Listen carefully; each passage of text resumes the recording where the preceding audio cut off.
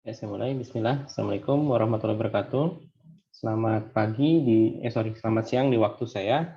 Jadi pada pertemuan ketujuh ini kita akan saya akan membagikan tugas kelompok kepada kalian ya di mata kuliah PBO. Jadi caranya adalah membuat materi presentasi. Materinya saya tentukan, kemudian kalian menentukan anggotanya. Untuk ketua kelompoknya nanti saya tentukan. Pertama, materinya ada satu metode yang mengembalikan nilai atau void dan metode yang tidak mengembalikan nilai atau function. Kedua, ada field dan properties. Jelaskan tentang getter dan setter. Kemudian yang terakhir ada constructor. Ini materinya ya. Untuk kelompoknya dapat materi apa nanti saya bagikan setelah slide ini. Kemudian untuk petunjuk pengerjaannya ada 4 poin di sini. Kelompok terdiri dari 3 sampai 4 orang ya.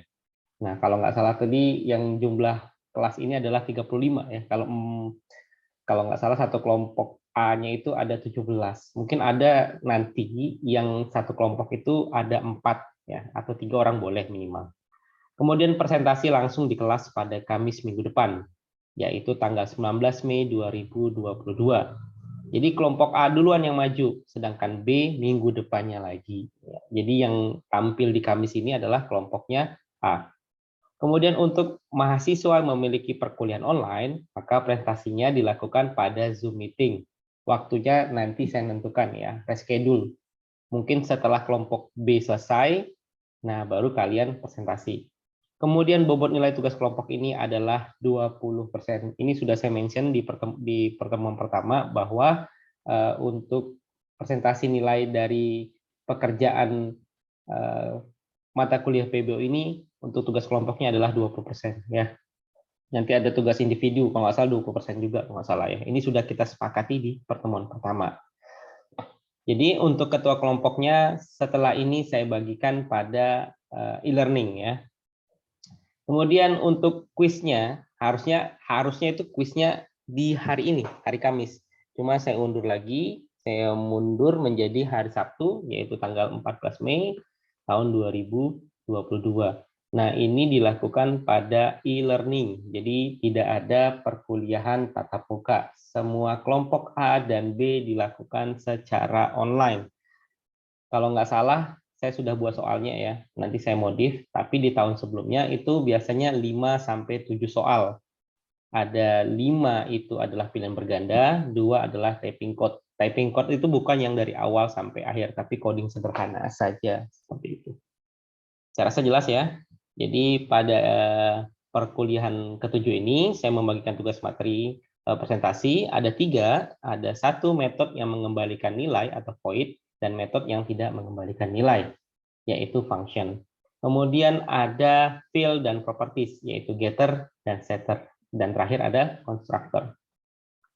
Kemudian kelompok terdiri dari 3 sampai 4 orang. Ini saya bagikan nanti di akhir e-learning ya, bukan di video ini karena ada kelas 03 dan 02. Saya bagikan secara manual. Nah, untuk anggotanya kalian cari sendiri. Saya hanya menunjuk ketua kelompok secara random. Ingat ya. Misalnya saya menunjuk si A. Kan misalnya di kelas itu ada kelompok ada namanya ada Andi, Budi, Charlie dan Dedi, misal seperti itu. Saya menunjuk ketua kelompoknya, misalnya ada Andi, dapat materinya adalah kelompoknya materi nomor 2, misalnya nih, field, properties, getter, dan setter.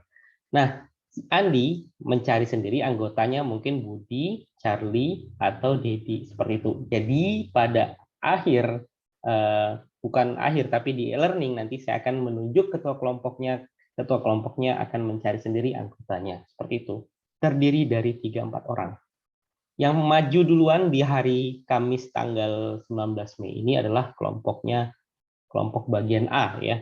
Kemudian minggu depannya adalah kelompok B. Kemudian ada mahasiswa yang melakukan kuliah secara online. Itu dilakukan presentasinya di Zoom meeting. Nanti kita reschedule lagi. Kemudian untuk terakhir adalah bobot nilainya, tugas kelompok ini adalah 20%. Saya rasa jelas ya. Kemudian di hari Sabtu kita akan melakukan kuis. Kuis ini dilakukan serentak kelompok A dan kelompok B.